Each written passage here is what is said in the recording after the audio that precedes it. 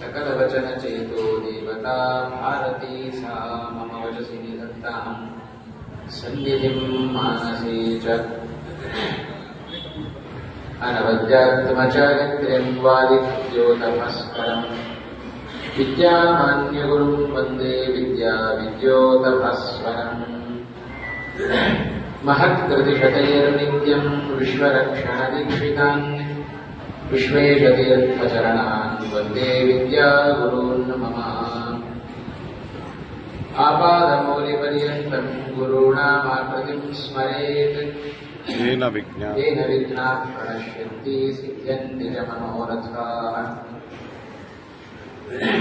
पृथ्वीमण्डलमध्यस्थाः पूर्णबोधमतानुगाः वैष्णवाः विष्णुहृदयाः तान् नमस्ते गुरून् मम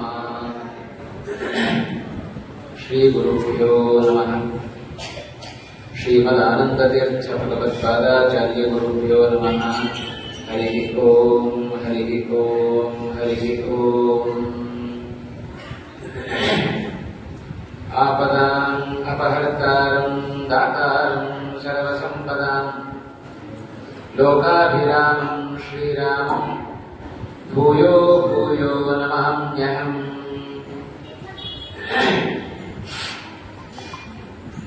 ಇವತ್ತಿನ ದಿವಸ ಪರಮ ಮಂಗಲಕರವಾದ ದಿವಸ. ಈ ದಿವಸದಲ್ಲಿ ವಿಶೇಷವಾಗಿ ಭಗವಂತನ ಸ್ಮರಣೆಯನ್ನು ಮಾಡಿಕೊಳ್ಳತಕ್ಕಂಥದ್ದು ನಮ್ಮೆಲ್ಲರ ಆದ್ಯ ಕರ್ತವ್ಯ. ಆ ಹಿನ್ನೆಲೆಯಲ್ಲಿ ಹೊಸ ಸಂವತ್ಸರದ ಮೊದಲ ದಿನದಲ್ಲಿ ನಾವು ಏನು ಆಚರಣೆ ಮಾಡುತ್ತೇವೆಯೋ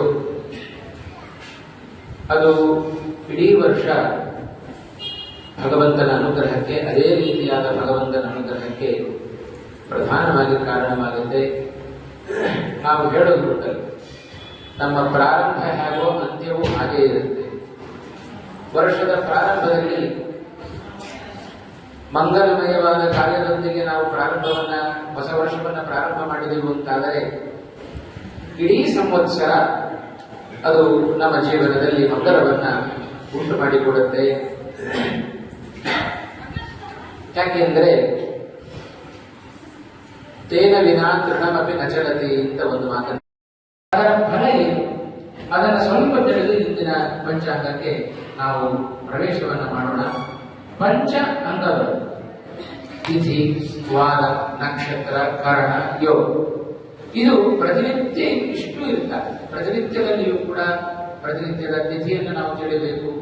ಇವತ್ತು ಯಾವ ವಾರ ಅಂತ ತಿಳಿಬೇಕು. ಇವತ್ತು ಯಾವ ಕರಣ, ಯಾವ ಯೋಗ, ಯಾವ ನಕ್ಷತ್ರ, ಇದನ್ನೆಲ್ಲ ತಿಳಿದು ದಿನವನ್ನು ಪ್ರಾರಂಭ ಮಾಡೋದು ನಮ್ಮ ಕರ್ತವ್ಯ. ಯಾಕೆ ಇವನ್ನೆಲ್ಲ ತಿಳಿಬೇಕು ಅಂತ ಹೇಳಿದ್ರೆ, ವಾರಕ್ಕೆ ಅಭಿಮಾನಿಯಾದ ದೇವತೆ, ತಿಥಿ, ನಕ್ಷತ್ರ, ಯೋಗ, ಕರಣಗಳಿಗೆ ಅಭಿಮಾನಿಯಾದ ದೇವತೆಗಳು, ಇವರೆಲ್ಲ ನಮಗೆ ಅನುಗ್ರಹವನ್ನು ಮಾಡಬೇಕಲ್ಲ ದಿನ ಬೆಳಗಾದರೆ. ಅದಕ್ಕೋಸ್ಕರ ಎಲ್ಲ ದೇವತೆಗಳ ಪ್ರಾರ್ಥನೆಯೊಂದಿಗೆ ಇದು ಯಾವ ತಿಥಿ, ಯಾವ ಯೋಗ, ಯಾವ ಕರಣ ಇದನ್ನು ತಿಳಿದರೆ ಸಾಕು, ನಮಗೆ ಅವುಗಳಿಗೆ ಅಭಿಮಾನಿಯಾದ ದೇವತೆಗಳು ವಿಶೇಷವಾದ ಅನುಗ್ರಹವನ್ನು ಮಾಡುತ್ತಾರೆ ಎನ್ನುವುದರಲ್ಲಿ ಯಾವ ಸಂಶಯವೂ ಇಲ್ಲ. ಅದಕ್ಕೆ ಒಂದು ಮಾತು ಹೇಳ್ತಾರೆ, ಯಾವ್ಯಾವನ್ನ ತಿಳಿದ್ರೆ ಏನೇನು ಪ್ರಯೋಜನ ಅಂತ. ತಿಥೇಶ್ಚ ಶ್ರೇಯಂ ಆಪ್ನೋತಿ. ನಮಗೆ ಬೇಕಾದ್ದು ಸಂಪತ್ತು. ಭೌತಿಕ ಸಂಪತ್ತಿಗಿಂತಲೂ ಅಲೌಕಿಕವಾದ ಸಂಪತ್ತು ಬೇಕು. ಅದರ ತಿಥಿ, ಒಂದು ಪಕ್ಷದಲ್ಲಿ 15 ತಿಥಿಗಳಿರುತ್ತವೆ. ಇವತ್ತು ಯಾವ ತಿಥಿ ಅದನ್ನು ತಿಳಿಬೇಕಾದ್ದು. ಪ್ರತಿನಿತ್ಯ ನಾವು ಸಂಧ್ಯಾವಂದನೆ ಮಾಡುವಾಗ, ದೇವರ ಪೂಜೆಯನ್ನು ಮಾಡುವಾಗ ಇವತ್ತು ಏನು ತಿಥಿ ಇದೆ ಅದನ್ನು ತಿಳಿದು ನಾವು ಮಾಡೋಣ. ತಿಥಿಯನ್ನು ತಿಳಿದ್ರೆ ಅದರಿಂದ ಸಂಪತ್ತಿನ ಯೋಗ. ತಿಥೇಶ್ಚ ಶ್ರೇಯಂ ಆಪ್ನೋತಿ ವಾರಾದ ಆಯುಷ್ಯವರ್ಧ. ಇವತ್ತು ಯಾವ ವಾರ ಅಂತ ತಿಳಿದ್ರೆ ನಮಗೆ ಅದರಿಂದ ಆಯುಷ್ಯದ ಅಭಿವೃದ್ಧಿ ಆಗುತ್ತೆ. ನಕ್ಷತ್ರ ಹರತೆ ಪಾಪಂ. ಇವತ್ತು ಯಾವ ನಕ್ಷತ್ರ, 27 ನಕ್ಷತ್ರಗಳಿದ್ದಾವೆ. ಇವತ್ತು ಯಾವ ನಕ್ಷತ್ರ ಇದೆ ನಾವೆಲ್ಲ ಹೇಳುವಾಗ ಶುಭ ನಕ್ಷತ್ರ, ಶುಭಯೋಗ, ಶುಭಕರಣ ಅಂತ ಹೇಳಿಬಿಡುತ್ತೇವೆ. ಹಾಗೆ ಹೇಳೋದು ತುಂಬಾ ಕನಿಷ್ಠ ಪಕ್ಷ. ಅದು ಪ್ರತಿನಿತ್ಯ ಎಷ್ಟು ಯಾವ ಯೋಗಗಳಿದ್ದಾವೆ, ಯಾವ ಕರಣಗಳಿದ್ದಾವೆ ಅದನ್ನು ತಿಳಿದು ಉಚ್ಚಾರಣೆ ಮಾಡೋದು ಬಹಳ ಉತ್ತಮವಾದ ಪಕ್ಷ. ಹಾಗಾಗಿ ಯೋಗದಿಂದ ನಮ್ಮ ನಕ್ಷತ್ರದಿಂದ ನಮ್ಮ ಎಲ್ಲ ಪಾಪಗಳ ನಿವಾರಣೆ ಆಗುತ್ತೆ. ಯೋಗ ರೋಗ ನಿವಾರಣ. ರೋಗ ಅದು ಮಾನಸಿಕವಾದ ರೋಗವೂ ಇರಬಹುದು, ದೈಹಿಕವಾದ ರೋಗವೂ ಇರಬಹುದು. ಅದು ನಮ್ಮಿಂದ ದೂರ ಆಗುತ್ತೆ. ಕರ್ಣ ಕಾರ್ಯಸಿದ್ಧಿ. ಕರ್ಣಗಳನ್ನು ನಾವು ತಿಳಿದರೆ ಅದರಿಂದ ದಿನನಿತ್ಯದಲ್ಲಿ ನಾವು ಮಾಡುವ ಎಲ್ಲ ಕಾರ್ಯಗಳ ಸಿದ್ಧಿ ಅದರಿಂದ ನಮಗೆ ಲಭ್ಯ ಆಗುತ್ತೆ. ಇದು ಒಟ್ಟು ಪಂಚ ಅಂಗಗಳು, 5 ಅಂಗ ಅಂತರ್ಥ. ದಿನಕ್ಕೆ 5 ಅಂಗಗಳು. ಆ 5 ಅಂಗಗಳು ಯಾವುದು ಅಂತ ತಿಳಿದರೆ ಅದರಿಂದ ಉತ್ತಮವಾದ ಆ 5 ಅಂಗಗಳಿಗೆ ಅಭಿಮಾನಿಯಾದ ದೇವತೆಗಳು ವಿಶೇಷವಾದ ಅನುಗ್ರಹವನ್ನು ನಮಗೆ ಮಾಡುವುದರ ಮೂಲಕ ಅಂದಿನ ದೈನಂದಿನ ಕಾರ್ಯಕ್ರಮಗಳು ಎಲ್ಲ ಸುಸೂತ್ರವಾಗಿ ನಡೆಯುವಂತೆ ದೇವತೆಗಳ ಅನುಗ್ರಹ. 50 ವರ್ಷಗಳು ಕಳೆದು ಹೋಗಿದ್ದಾರೆ. 51ನೇ ವರ್ಷದಲ್ಲಿ ಪ್ರಥಮ ಮಾಸದ ಪ್ರಥಮ ಪಕ್ಷದ ಪ್ರಥಮ ದಿವಸ, ಅದು ಶ್ವೇತ ವರಾಹ ಕಲ್ಪದಲ್ಲಿ ಹಗಲಿನಲ್ಲಿ 13 ಗಳಿಗೆ 42 ವಿಘಳಿಗೆಗಳು ಮಾತ್ರ ಕಳೆದಿದ್ದಾರೆ. ಇದು ಚತುರ್ಮುಖ ಬ್ರಹ್ಮದೇವರ ಆಯುರ್ಮಾನದಲ್ಲಿ ನಾನು ಹೇಳ್ತಾ ಇರತಕ್ಕಂಥ ಲೆಕ್ಕ. ಅದಕ್ಕೆ ನಾವು ಸಂಕಲ್ಪದಲ್ಲಿ ಹೇಳುವಾಗ ದ್ವಿತೀಯ ಪರಾರ್ಥೆ ಅಂತ ಹೇಳ್ತೇವೆ. ಬ್ರಹ್ಮದೇವರ 50 ವರ್ಷಗಳನ್ನ 2 ಅರ್ಥಗಳನ್ನಾಗಿ ಮಾಡಿಕೊಂಡ್ರೆ ಪರಾರ್ಥ ಅಪರಾರ್ಥ ಅಂತ. ಪೂರ್ವಾರ್ಥ ಪರಾರ್ಥ ಅಂತ ನಾವು ಹೀಗೆ ಇಟ್ಟುಕೊಂಡಾಗ ಮೊದಲ 50 ವರ್ಷಗಳನ್ನ ಚತುರ್ಮುಖ ಬ್ರಹ್ಮದೇವರು ತಪಸ್ಸಿನಲ್ಲಿ ಕಳೆದಿದ್ದರು. ನಂತರದ ಬ್ರಹ್ಮದೇವರ ಸಾಧನೆಯ ವರ್ಷ ಇದು ಚತುರ್ಮುಖ ಬ್ರಹ್ಮದೇವರದ್ದು. ಆ ಚತುರ್ಮುಖ ಬ್ರಹ್ಮದೇವರ ಆಯುಷ್ಯ ಬಹಳ ದೊಡ್ಡದು. ಅವರ ಒಂದು ದಿನ ಕಳಿಬೇಕು ಅಂತಾದರೆ 28 ಮನ್ವಂತರಗಳು ಕಳಿಬೇಕು. ಬ್ರಹ್ಮದೇವರ ಒಂದು ಹಗಲಿನಲ್ಲಿ 14 ಮನ್ವಂತರಗಳು. ಒಂದು ಮನ್ವಂತರ ಕಳಿಬೇಕು ಅಂತಾದರೆ 71 ಬಾರಿ ಚತುರ್ಯುಗಗಳು ಕಳಿಬೇಕು. ಒಂದು ಚತುರ್ಯುಗ ಅಂತ ಹೇಳಿದರೆ 4 ಯುಗಗಳು, ಕೃತತ್ರೇತ ದ್ವಾಪರ ಕಲಿ, ಈ 4 ಯುಗಗಳು ಒಂದು ಬಾರಿ ಕಳೆದರೆ ಅದನ್ನ ಒಂದು ಮಹಾಯುಗ ಅಂತ ಕರೀತಾರೆ. ಅಂಥ ಮಹಾಯುಗಗಳು 71 ಬಾರಿ ಕಳೆದರೆ ಆಗ ಒಂದು ಮನ್ವಂತರ. ಇಂಥ ಮನ್ವಂತರಗಳು 14 ಕಳೆದರೆ ಚತುರ್ಮುಖ ಬ್ರಹ್ಮದೇವರಿಗೆ ಒಂದು ಹಗಲು. ಅಷ್ಟೇ ಮನ್ವಂತರಗಳು 14 ಕಳೆದರೆ ಮತ್ತೊಂದು ರಾತ್ರಿ. ಹೀಗೆ ಒಂದು ದಿನ ಚತುರ್ಮುಖ ಬ್ರಹ್ಮದೇವರಿಗೆ ಕಳಿಬೇಕು ಅಂತಾದರೆ ಬಹಳಷ್ಟು ವರ್ಷಗಳು ಕಳಿಬೇಕು ಅಂತ ಹೇಳ್ತಾರೆ. ಕೃತಯುಗದ ಪ್ರಮಾಣ ಒಟ್ಟು ಒಂದು ಮಹಾಯುಗ ಕಳಿಬೇಕು ಅಂತಾದರೆ ನಮ್ಮ ಮಾನವ ಆಯುರ್ಮಾನದ ಪ್ರಕಾರ 43,20,000 ವರ್ಷಗಳು ಕಳೆದರೆ ಆಗ ಒಂದು ಮಹಾಯುಗ ಕಳೀತು ಅಂತ ಅರ್ಥ. ನಮಗೆ ನೆನಪಿರೋದು ಈ ವರ್ಷ ಕೇಳಿದ್ದು ನಮಗೆ ಮುಂದಿನ ವರ್ಷದ ಪ್ರಾರಂಭದಲ್ಲಿ, ದಿನದ ಪ್ರಾರಂಭದಲ್ಲಿ ನಮಗೆ ನೆನಪಾಗಿದೆ. ಚೈತ್ರಾದೌ ಉಷಸಿ ಸ್ಮರನ್ ರಘುಪತಿ ಚೋತ್ಥಾಯ ಚಂದ್ರಂ ಸ್ಮರೇತ್ ವೃದ್ಧಾಜ್ಞಾಂ ಅನುಗೃಹ್ಯ ನಿಂಬಕದಲಂ ಪ್ರಾಶ್ಯಾಚ್ಯ ಪಾತ್ರೆ ಸ್ವಗಂ ವಕ್ತ್ರಂ ವೀಕ್ಷ್ಯ ಜಗರ್ಪಣೆ ಸುಮನಸೋ ದೈವಜ್ಞ ಮಿತ್ರಾನ್ವಿತಃ ಪಂಚಾಂಗಂ ಶೃಣುಯಾನ್ ನೃಪ ಪ್ರಮುದಿತಃ ಸಂಭಾವ್ಯ ಮೋಹೋರ್ಧಿಕಾನ್ ಅಬ್ದಾದೋ ಮಿತ್ರ ಸಂಯುಕ್ತೋ ಮಂಗಲ ಸ್ನಾನಮಾಚರೆ ವಸ್ತ್ರೈರಾಭರಣೈರ್ ದೇಹಮಲಂಕೃತ್ಯ ತದಶುಚಿಃ. ವರ್ಷದ ಪ್ರಾರಂಭದ ಮೊದಲನೆಯ ದಿವಸ. ಈ ದಿವಸದಲ್ಲಿ ನಾವು ಬೆಳಗ್ಗೆ ಎದ್ದಾಗಿನಿಂದ ಏನೇನು ಮಾಡಬೇಕು ಅದನ್ನ ನಾವು ಈ ವರ್ಷ ತಿಳಿದುಕೊಳ್ಳೋಣ. ಬೆಳಗ್ಗೆಯಿಂದ ನಾವು ಕಳೆದಾಯಿತು. ಮುಂದಿನ ವರ್ಷ ಬೆಳಗ್ಗೆ ಎದ್ದು ಏನು ಮಾಡಬೇಕು? ಈ ವರ್ಷ ನಾವು ಕೇಳಿದ್ದು ಮುಂದಿನ ವರ್ಷದ ಪ್ರಾರಂಭದಲ್ಲಿ ನಮಗೆ ನೆನಪಿರಬೇಕು ಅಂತ. ಪ್ರಾರಂಭದಲ್ಲಿ ಎದ್ದು ಕೂಡಲೇ ರಘುಪತಿ ಉಷಸಿ ಸ್ಮರನ್. ರಘುಪತಿಯನ್ನ ಅಂತ ಹೇಳಿದ್ರೆ ಸಾಕ್ಷಾತ್ ಶ್ರೀರಾಮಚಂದ್ರನನ್ನ ಪ್ರಾರಂಭದಲ್ಲಿ ನಾವು ಸ್ಮರಿಸ್ತಾ ಹೇಳಬೇಕು. ಇವತ್ತಿಂದಲೇ ಯಾಕೆ ರಘುಪತಿ ಶಬ್ದವನ್ನು ಪ್ರಯೋಗ ಮಾಡಿದ್ದಾರೆ ಅಂತ ಹೇಳಿದ್ರೆ, ಇವತ್ತಿಂದಲೇ ರಾಮೋತ್ಸವ ಪ್ರಾರಂಭ. ರಾಮನವಮಿಯ ಉತ್ಸವ ಅದು ಪ್ರಾರಂಭ ಆಗ್ತಾ ಇದೆ. ಹಾಗಾಗಿ ಬೆಳಗ್ಗೆ ಏಳುವಾಗ ವಸಂತ ಋತುವಿನ ಚೈತ್ರ ಮಾಸದ ಮೊದಲನೆಯ ದಿವಸ, ಈ ದಿವಸ ಏಳುವಾಗ ನಾವು ಭಗವಂತನನ್ನ ಸ್ಮರಣೆ ಮಾಡಿಕೊಂಡು ಏಳಬೇಕು. ಚಂದ್ರನನ್ನ ಸ್ಮರಣೆ ಮಾಡಿಕೊಳ್ಳಬೇಕು. ಮನೆಯಲ್ಲಿ ಇರುವ ಹಿರಿಯರ ಅನುಜ್ಞೆಯನ್ನು ಪಡೆದು ನಿಂಬಕದಲ ಪ್ರಾಶ್ಯ. ನಿಂಬಕದಲ ಅಂತ ಹೇಳಿದ್ರೆ ಇದೇ ಬೇವು ಬೆಲ್ಲ, ಅದನ್ನೇ ನಾವು ಪ್ರಾಶನ ಮಾಡಬೇಕು. ದೇವರಿಗೆ ಅದನ್ನು ಸಮರ್ಪಣೆ ಮಾಡಿ ನಂತರದಲ್ಲಿ ನಾವು ಕೂಡ ಅದನ್ನು ಸ್ವೀಕಾರ ಮಾಡಿ ನಮ್ಮ ಆಜ್ಯ ಪಾತ್ರೆ ಸ್ವತಂ ವಕ್ತ್ರಂ ವೀಕ್ಷ್ಯ, ಒಂದು ತುಪ್ಪದ ಪಾತ್ರೆಯಲ್ಲಿ ನಮ್ಮ ಮುಖವನ್ನು ನಾವು ನೋಡಿಕೊಳ್ಳಬೇಕಂತೆ.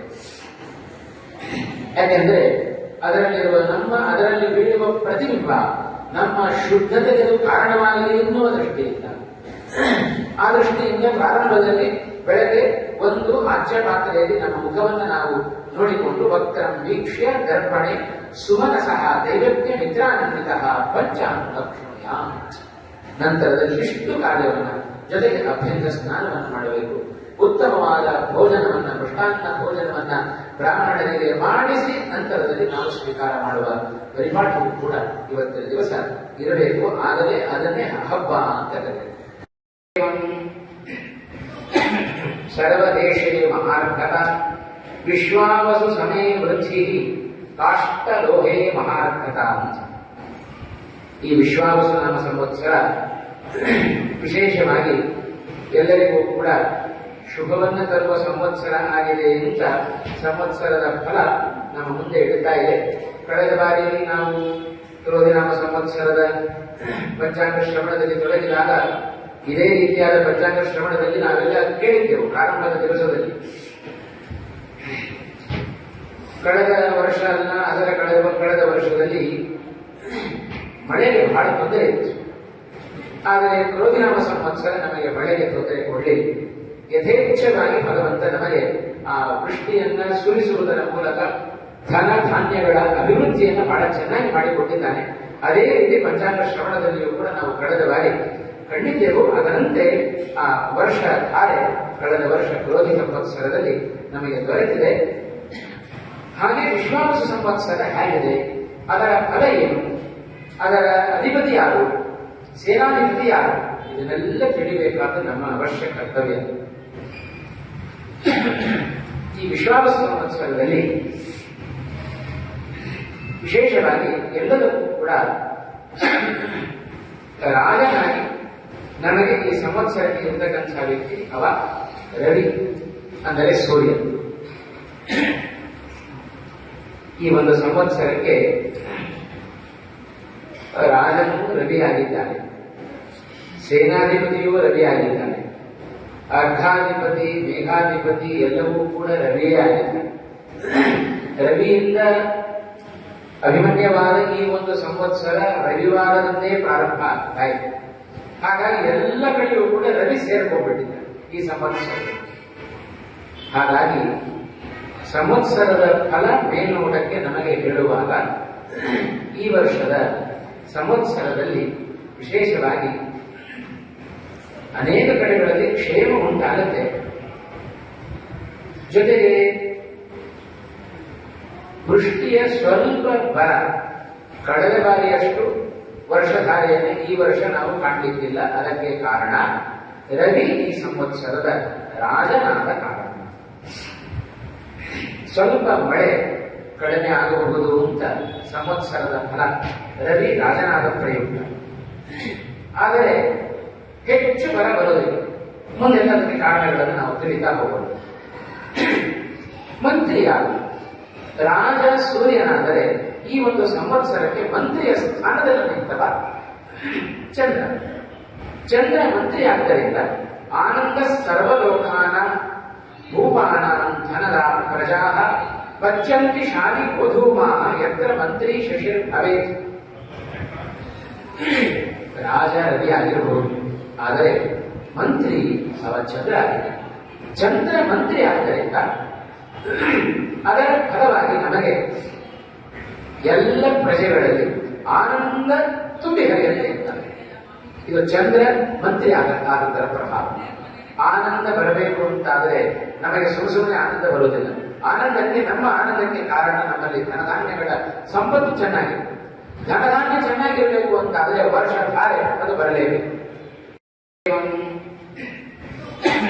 ಸರ್ವದೇಶೇ ಮಹಾರ್ಕತ ವಿಶ್ವಾವಸು ಸಮೇ ವೃದ್ಧಿ ಕಾಷ್ಟಲೋಹೇ ಮಹಾರ್ಕತ. ಈ ವಿಶ್ವಾವಸು ನಾಮ ಸಂವತ್ಸರ ವಿಶೇಷವಾಗಿ ಎಲ್ಲರಿಗೂ ಕೂಡ ಶುಭವನ್ನು ತರುವ ಸಂವತ್ಸರ ಆಗಿದೆ ಅಂತ ಸಂವತ್ಸರದ ಫಲ ನಮ್ಮ ಮುಂದೆ ಇಡುತ್ತಾ ಇದೆ.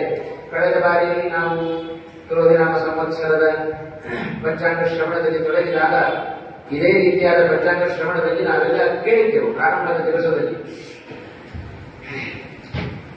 ಕಳೆದ ವರ್ಷ ಅಲ್ಲ, ಅದರ ಕಳೆದ ವರ್ಷದಲ್ಲಿ ಮಳೆಗೆ ಬಹಳ ತೊಂದರೆ ಇತ್ತು. ಆದರೆ ಕ್ರೋಧಿನಾಮ ಸಂವತ್ಸರ ನಮಗೆ ಮಳೆಗೆ ತೊಂದರೆ ಕೊಡಲಿಲ್ಲ. ಯಥೇಚ್ಛವಾಗಿ ಭಗವಂತ ನಮಗೆ ಆ ವೃಷ್ಟಿಯನ್ನ ಸುರಿಸುವುದರ ಮೂಲಕ ಧನ ಧಾನ್ಯಗಳ ಅಭಿವೃದ್ಧಿಯನ್ನು ಬಹಳ ಚೆನ್ನಾಗಿ ಮಾಡಿಕೊಟ್ಟಿದ್ದಾನೆ. ಅದೇ ರೀತಿ ಪಂಚಾಂಗ ಶ್ರವಣದಲ್ಲಿಯೂ ಕೂಡ ನಾವು ಕಳೆದ ಬಾರಿ ಕಂಡಿದ್ದೆವು. ಅದರಂತೆ ಆ ವರ್ಷ ಧಾರೆ ಕಳೆದ ವರ್ಷ ಕ್ರೋಧಿ ಸಂವತ್ಸರದಲ್ಲಿ ನಮಗೆ ದೊರೆತಿದೆ. ಹಾಗೆ ವಿಶ್ವಾವಸು ಸಂವತ್ಸರ ಹೇಗಿದೆ, ಅದರ ಫಲ ಏನು, ಅದರ ಅಧಿಪತಿ ಯಾರು, ಸೇನಾಧಿಪತಿ ಯಾರು, ಇದನ್ನೆಲ್ಲ ತಿಳಿಬೇಕಾದ ನಮ್ಮ ಅವಶ್ಯ ಕರ್ತವ್ಯ. ಈ ವಿಶ್ವಾವಸು ಸಂವತ್ಸರದಲ್ಲಿ ವಿಶೇಷವಾಗಿ ಎಲ್ಲದಕ್ಕೂ ಕೂಡ ರಾಜನಾಗಿ ನಮಗೆ ಈ ಸಂವತ್ಸರಕ್ಕೆ ಇರತಕ್ಕಂಥ ವ್ಯಕ್ತಿ ಅವ ರವಿ, ಅಂದರೆ ಸೂರ್ಯ. ಈ ಒಂದು ಸಂವತ್ಸರಕ್ಕೆ ರಾಜನು ರವಿಯಾಗಿದ್ದಾನೆ, ಸೇನಾಧಿಪತಿಯೂ ರವಿಯಾಗಿದ್ದಾನೆ, ಅರ್ಧಾಧಿಪತಿ ಮೇಘಾಧಿಪತಿ ಎಲ್ಲವೂ ಕೂಡ ರವಿಯೇ ಆಗಿದ್ದಾನೆ. ರವಿಯಿಂದ ಅಭಿಮನ್ಯವಾದ ಈ ಒಂದು ಸಂವತ್ಸರ ರವಿವಾರದಂದೇ ಪ್ರಾರಂಭ ಆಗ್ತಾ ಇದೆ. ಹಾಗಾಗಿ ಎಲ್ಲ ಕಡೆಯೂ ಕೂಡ ರವಿ ಸೇರ್ಕೊಂಡ್ಬಿಟ್ಟಿದ್ದಾರೆ ಈ ಸಂವತ್ಸರ. ಹಾಗಾಗಿ ಸಂವತ್ಸರದ ಫಲ ಮೇಲ್ನೋಟಕ್ಕೆ ನಮಗೆ ಹೇಳುವಾಗ ಈ ವರ್ಷದ ಸಂವತ್ಸರದಲ್ಲಿ ವಿಶೇಷವಾಗಿ ಅನೇಕ ಕಡೆಗಳಲ್ಲಿ ಕ್ಷೇಮ ಉಂಟಾಗುತ್ತೆ. ಜೊತೆಗೆ ವೃಷ್ಟಿಯ ಸ್ವಲ್ಪ ಬರ, ಕಳೆದ ಬಾರಿಯಷ್ಟು ವರ್ಷಧಾರೆಯಲ್ಲಿ ಈ ವರ್ಷ ನಾವು ಕಾಣಲಿಕ್ಕಿಲ್ಲ. ಅದಕ್ಕೆ ಕಾರಣ ರವಿ ಈ ಸಂವತ್ಸರದ ರಾಜನಾದ ಕಾರಣ. ಸ್ವಲ್ಪ ಮಳೆ ಕಡಿಮೆ ಆಗಬಹುದು ಅಂತ ಸಂವತ್ಸರದ ಫಲ ರವಿ ರಾಜನಾದ ಪ್ರಯುಕ್ತ. ಆದರೆ ಹೆಚ್ಚು ಬರ ಬರೋದಿಲ್ಲ. ಮುಂದೆಲ್ಲ ಅದಕ್ಕೆ ಕಾರಣಗಳನ್ನು ನಾವು ತಿಳಿತಾ ಹೋಗೋಣ. ಮಂತ್ರಿ ಯಾರು? ರಾಜ ಸೂರ್ಯನಾದರೆ ಈ ಒಂದು ಸಂವತ್ಸರಕ್ಕೆ ಮಂತ್ರಿಯ ಸ್ಥಾನದಲ್ಲಿ ನಿಂತವ ಚಂದ್ರ. ಚಂದ್ರ ಮಂತ್ರಿ ಆದ್ದರಿಂದ ಆನಂದ ಸರ್ವಲೋಕಾನ ಭೂಪಾನ ಧನದ ಪ್ರಜಾ ಪಚ್ಚಂತಿ ಶಾಲಿ ಗೋಧೂಮಾ ಯತ್ರ ಮಂತ್ರಿ ಶಶಿರ್ ಭವೇತ್. ರಾಜ ರವಿ ಆಗಿರಬಹುದು, ಆದರೆ ಮಂತ್ರಿ ಅವ ಚಂದ್ರ ಆಗಿದೆ. ಚಂದ್ರ ಮಂತ್ರಿ ಆದ್ದರಿಂದ ಅದರ ಫಲವಾಗಿ ನಮಗೆ ಎಲ್ಲ ಪ್ರಜೆಗಳಲ್ಲಿ ಆನಂದ ತುಂಬಿ ಹರಿಯುತ್ತೆ ಇರ್ತಾರೆ. ಇದು ಚಂದ್ರ ಮಂತ್ರಿ ಆದದರ ಪ್ರಭಾವ. ಆನಂದ ಬರಬೇಕು ಅಂತಾದರೆ ನಮಗೆ ಸುಮ್ಮನೆ ಆನಂದ ಬರುವುದಿಲ್ಲ. ಆನಂದಕ್ಕೆ, ನಮ್ಮ ಆನಂದಕ್ಕೆ ಕಾರಣ ನಮ್ಮಲ್ಲಿ ಧನಧಾನ್ಯಗಳ ಸಂಪತ್ತು ಚೆನ್ನಾಗಿದೆ. ಧನಧಾನ್ಯ ಚೆನ್ನಾಗಿರಬೇಕು ಅಂತಾದರೆ ವರ್ಷ ಧಾರೆ ಅದು ಬರಲೇಬೇಕು. ಅಥವಾ ಯಮ, ಆ ಯಮನಿಂದಾಗಿ ವಿಶೇಷವಾಗಿರತಕ್ಕಂತಹ ಪಶುಪಾಲನೆ, ಅವುಗಳಿಗೆ ಪಶುಗಳಿಗೆ ಹೆಚ್ಚು ಪೀಡೆಯೂ ಕೂಡ ಉಂಟಾಗಲಿಕ್ಕೂ ಸಾಧ್ಯತೆ ಉಂಟು. ಹೀಗೆ ಈ ಸಂವತ್ಸರದಲ್ಲಿ ವಿಶೇಷವಾಗಿರತಕ್ಕಂತಹ ಎಲ್ಲ ಫಲಗಳನ್ನು ಕೂಡ ನಾವು ತಿಳಿದ ನಂತರ ರಾಜ ಯಾರು, ಮಂತ್ರಿ ಯಾರು, ಇವುಗಳನ್ನು ತಿಳಿಬೇಕಾದ ನಮ್ಮ ಕರ್ತವ್ಯ. ಜೊತೆಗೆ ಈ ಸಂವತ್ಸರದಲ್ಲಿ ಇನ್ನೊಂದು ಪ್ರಮುಖವಾಗಿ ನಾವು ಗಮನಿಸಬೇಕಾದ್ದು ನಮ್ಮ ಪ್ರವೃತ್ತಿ ಹೇಗಿರುತ್ತೆ. ಆ ನಮ್ಮ ಪ್ರವೃತ್ತಿಯ ಹಿನ್ನೆಲೆಯಲ್ಲಿ ಎಷ್ಟು ಫಲ ನಮಗೆ ಸಿಗುತ್ತೆ, ಎಷ್ಟು ಅಶುಭ ಫಲಗಳೆಷ್ಟು, ಶುಭ ಫಲಗಳೆಷ್ಟು, ಅದನ್ನು ಕೂಡ ನಮ್ಮ ರಾಶಿಗನುಗುಣವಾಗಿ, ನಕ್ಷತ್ರಕ್ಕನುಗುಣವಾಗಿ ತಿಳಿದುಕೊಳ್ಳಬೇಕಾದ ಪ್ರತಿಯೊಬ್ಬರ ಕರ್ತವ್ಯ. ಹಾಗಾಗಿ ಅಶ್ವಿನಿ ಮೊದಲಾದ ನಕ್ಷತ್ರಗಳು 27 ನಕ್ಷತ್ರಗಳಿದ್ದಾವೆ. ಆ 27 ನಕ್ಷತ್ರಗಳಿಗೆ 12 ರಾಶಿಗಳು ಇದ್ದಾವೆ. ನಕ್ಷತ್ರಗಳ ಫಲ ಮತ್ತು ರಾಶಿಯ ಫಲ ಎರಡನ್ನೂ ತಿಳಿದುಕೊಳ್ಳಬೇಕಾದ್ದು ಕೂಡ ನಮ್ಮ ಕರ್ತವ್ಯ. ಅದರ ಮೇಲೆ ನಮ್ಮ ಈ ವರ್ಷದ ದಿನಚರಿ ಹೇಗಿದೆ, ಇಡೀ ವರ್ಷದ ನಮ್ಮ ಆ ಚರ್ಯೆ ನಮ್ಮದು ಹೇಗಿದೆ ಅನ್ನೋದನ್ನು ಕೂಡ ತಿಳ್ಕೊಳ್ಳಿಕ್ಕೆ ಒಂದು ಸಾಧ್ಯತೆ ಉಂಟು. ನಕ್ಷತ್ರದ ಫಲಾಫಲಗಳನ್ನು ನಾನು ಸೂಚನೆ ಮಾಡ್ತಾ ಹೋಗ್ತೇನೆ. 3 ಅಂಶಗಳಲ್ಲಿ ನಕ್ಷತ್ರದ ಫಲವನ್ನು ವಿಂಗಡಣೆ ಮಾಡ್ತಾ ಇದ್ದಾರೆ. ಆ 3 ನಕ್ಷತ್ರಗಳ 3 ಅಂಕೆಗಳನ್ನ 3 ಸ್ತರಗಳಲ್ಲಿ ನಾವು ಹೇಳುವಾಗ ಅದರ ತಿಳಿದುಕೊಳ್ಳುವ ಕ್ರಮವನ್ನು ನಾನು ಮೊದಲೇ ಹೇಳಿಬಿಡುತ್ತೇನೆ. ವಿಷಮೇತು ಅರ್ಥ ಲಾಭಸ್ಯ, ಸಮೇತು ಸಮತಾ ಭವೇತ್, ಶೂನ್ಯೇ ಶೂನ್ಯಮವಾಪ್ನೋತಿ ಕಂದಾಯ ಫಲಮೀದೃಶಂ ಆದಿಶೂನ್ಯೇ ಮಹಾವ್ಯಾಧಿ ಮಧ್ಯಶೂನ್ಯೇ ಮಹದ್ಭಯಂ ಅಂತ್ಯಶೂನ್ಯೇ ರೋಗಪೀಡಾ ತ್ರಿಶೂನ್ಯೇ ಮರಣಂ ಧ್ರುವಂ ಅಂತ ಇದು ನಕ್ಷತ್ರದ ಕಂದಾಯ ಫಲವನ್ನು ನೋಡುವ ಕ್ರಮ. ಇದು ಆದಿಶೂನ್ಯೇ, ಆದಿಯಲ್ಲಿ ನಮ್ಮ ಬರೀ ಸಂಖ್ಯೆಯನ್ನು ಹೇಳ್ತಾ ಹೋಗ್ತೇನೆ. ಇದನ್ನು ನಾವು ನಮ್ಮ ನಕ್ಷತ್ರಗಳನ್ನ ನಾವೇ ನೋಡಿಕೊಳ್ಳುವಾಗ ನಮ್ಮಲ್ಲಿ ಏನು ಸಂಖ್ಯೆ ಬಂದಿದೆ ಅನ್ನೋದನ್ನು ನಾವೇ ಅರ್ಥ ಮಾಡಿಕೊಳ್ಳಬಹುದು. ಆದಿಯಲ್ಲಿ ಶೂನ್ಯ ಇದ್ದರೆ ಪ್ರಾರಂಭದ 4 ತಿಂಗಳಲ್ಲಿ ಸ್ವಲ್ಪ ಅನಾರೋಗ್ಯದ ಲಕ್ಷಣಗಳು ಅವರಲ್ಲಿ ವಿಶೇಷವಾಗಿ ಕಾಣ್ತಾ ಬರುತ್ತೆ. ಆದಿಯಲ್ಲಿ ಶೂನ್ಯ ಇದ್ದರೆ, ಮಧ್ಯದಲ್ಲಿ ಶೂನ್ಯ ಇದ್ದರೆ ಆ ನಕ್ಷತ್ರದವರಿಗೆ ಸಾಲದ ಭಯ ಜಾಸ್ತಿ. ಹಾಗಾಗಿ ನಾವು ಎಚ್ಚೆತ್ತುಕೊಂಡು ಇದೆಲ್ಲ ಪಂಚಾಂಗವನ್ನು ಶ್ರವಣ ಮಾಡೋದು ಅದಕ್ಕೋಸ್ಕರ ನಮಗೆ ಮುಂದೆ ಆಗೋದನ್ನ ಎಚ್ಚರಿಸಂತಂತೆ ನಮ್ಮ ಪಂಚಾಂಗ. ಆ ಎಚ್ಚರಿಕೆಯನ್ನು ಇಟ್ಟುಕೊಂಡು ನಾವು ನಡೆಯಬೇಕಾದ್ದು ನಮ್ಮೆಲ್ಲರ ಕರ್ತವ್ಯ. ಹಾಗಾಗಿ ಮಧ್ಯದಲ್ಲಿ ಶೂನ್ಯ ಇದ್ದರೆ ಸಾಲಾದಿಗಳ ಭಯ ಜಾಸ್ತಿ, ಅಂತ್ಯದಲ್ಲಿ ಶೂನ್ಯ ಬಂದರೆ ರೋಗದ ಪೀಡೆ, ನಿರಂತರವಾದ ಮಾನಸಿಕವಾದ ರೋಗ ಇರಬಹುದು ಅಥವಾ ದೈಹಿಕವಾದ ರೋಗ ಇರಬಹುದು, ಅಂತ ರೋಗದ ಪೀಡೆಯನ್ನು ಅನುಭವಿಸಲಿಕ್ಕೆ ಸಾಧ್ಯತೆ ಉಂಟು. 3 ಹಂತದಲ್ಲಿಯೂ ಕೂಡ ಶೂನ್ಯ ಬಂದರೆ ಮರಣ ಧ್ರುವಂ ಅಂತ ಹೇಳಿ. ಆದರೆ 27 ನಕ್ಷತ್ರಗಳನ್ನು ನಾವು ಕಂಡಾಗ 3ರಲ್ಲಿಯೂ ಕೂಡ ಶೂನ್ಯ ಬಂದದ್ದು ಇಲ್ಲ. ಆದ್ದರಿಂದ ಮರಣವೇ ಬರೋದಿಲ್ಲ ಅಂತ ಅರ್ಥ ಅಲ್ಲ. ಮತ್ತದಕ್ಕೆ ಅಕಾಲ ಮರಣ ನಮಗೆ ಬರೋದಿಲ್ಲ ಅಂತ ಅರ್ಥ. ಏನೋ ಇದ್ದಕ್ಕಿದ್ದಾಗೆ ಹೋಗಿಬಿಟ್ಟು ಒಂದು ಪ್ರಸಂಗ ಬರುತ್ತಲ್ಲ, ಆ ಪ್ರಸಂಗಗಳು ನಮ್ಮ ಜೀವನದಲ್ಲಿ ಈ ಸಂವತ್ಸರದಲ್ಲಿ ನಮಗೆ ಇಲ್ಲ ಅನ್ನೋದನ್ನ ನಾವು ತಿಳ್ಕೊಳ್ಳಿಕ್ಕೆ ಸಾಧ್ಯತೆ ಉಂಟು. ಹಾಗಾಗಿ ತ್ರಿಶೂನ್ಯ ಯಾವ ನಕ್ಷತ್ರದ ಕಂದಾಯದ ಫಲದಲ್ಲಿಯೂ ಕೂಡ ನಾವು ಕಾಣಲಿಕ್ಕೆ ಸಾಧ್ಯತೆ ಇಲ್ಲ. ಹೀಗೆ ನಾವು ಆ ಕಂದಾಯ ಫಲವನ್ನ ಅರ್ಥ ಮಾಡಿಕೊಳ್ಳಲಿಕ್ಕೆ, ಹಾಗಾಗಿ ನಕ್ಷತ್ರ ಮತ್ತು ಸಂಖ್ಯೆಯನ್ನು ನಾನು ಹೇಳುತ್ತಾ ಹೋಗ್ತೇನೆ. ಕಂದಾಯದ ಫಲ 0, 2, 3 ಆದಿ ಶೂನ್ಯ ಅಂತ ಶೂನ್ಯವನ್ನು ನಾವು ಕಾಣ್ತಾ ಇದ್ದೇವೆ. ಈಗಷ್ಟೇ ಹೇಳಿದಂತೆ ಆದಿ ಶೂನ್ಯ ಬಂದರೆ ಪ್ರಾರಂಭದ 4 ತಿಂಗಳಲ್ಲಿ ಅಶ್ವಿನಿ ನಕ್ಷತ್ರದವರಿಗೆ ಸ್ವಲ್ಪ ರೋಗದ ಬಾಧೆ ಹೆಚ್ಚು ಅವರಿಗೆ ಕಟ್ತಾ ಇರುತ್ತೆ. ಅದು ಪರಿಹಾರ ಆಗಬೇಕು ಅಂತ ಅಂದ್ರೆ ಎಲ್ಲವೂ ಕೂಡ ಇಲ್ಲಿ ಸೂಚನೆ ಮಾಡುವ ಎಲ್ಲ ಫಲಗಳು ಪರಿಹಾರ್ಯವೇ. ಯಾವುದು ಪರಿಹಾರ ಇಲ್ಲಪ್ಪ, ನಾವೆಲ್ಲ ರೋಗ ಬಂತು ಅಂದ್ರೆ ಹೋಗೇ ಬಿಡುತ್ತೇವೆ ಎನ್ನುವ ಭಾವನೆ ಕಾಣೋದು ಬೇಡ. ಎಲ್ಲದಕ್ಕೂ ಕೂಡ ಒಂದೊಂದು ಪರಿಹಾರ ಇದೆ. ಆ ಪರಿಹಾರವನ್ನು ಮಾಡಿಕೊಂಡರೆ ಆ ಫಲಗಳಿಂದ ದಾಟಲಿಕ್ಕೆ ನಾವು ಸಾಧ್ಯತೆ ಉಂಟು. ಭರಣಿ ನಕ್ಷತ್ರ 3, 0, 1 ಮಧ್ಯದಲ್ಲಿ ಶೂನ್ಯ ಬಂದಿದೆ. ಮಧ್ಯದಲ್ಲಿ ಶೂನ್ಯ ಬಂದರೆ ಸಾಲದ ಬಾಧೆ ಅಂತ ಅರ್ಥ. ನಂತರ ಅಶ್ವಿನಿ, ಭರಣಿ, ಕೃತಿಕ 6, 1, 4 ಸಂಖ್ಯೆಯಲ್ಲಿ ಹೆಚ್ಚಿದ್ದಷ್ಟು ಹೆಚ್ಚು ಲಾಭದ ಫಲವೇ ಜಾಸ್ತಿ. ಹಾಗಾಗಿ ಹೆಚ್ಚು ಭಯಪಡತಕ್ಕಂಥ ಅವಶ್ಯಕತೆ ಇಲ್ಲ. ರೋಹಿಣಿ 1, 2, 2 ಮೃಗಶಿರ 4, 0, 0 ಇದು ಮಧ್ಯದಲ್ಲಿಯೂ ಶೂನ್ಯ ಇದೆ, ಅಂತ್ಯದಲ್ಲಿಯೂ ಶೂನ್ಯ ಇದೆ.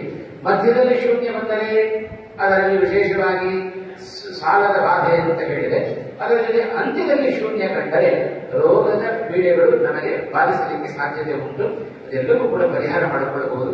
ಇನ್ನು ಆರ್ದ್ರ ನಕ್ಷತ್ರ 7, 1, 3 ಪುನರ್ವಸು ನಕ್ಷತ್ರ 2, 2, 1 ಪುಷ್ಯ ನಕ್ಷತ್ರ 5, 0, 4 ಆಶ್ಲೇಷ ನಕ್ಷತ್ರ 0, 1, 2 ಮಖ ನಕ್ಷತ್ರ 3, 2, 0 ಪೂರ್ವ ಫಲ್ಗುಣಿ 6, 0, 3 ಆ ಪೂರ್ವ ಫಲ್ಗುಣಿಯನ್ನೇ ಕುಂಭ ನಕ್ಷತ್ರ ಅಂತಲೂ ನಾವು ಕರೀತೇವೆ.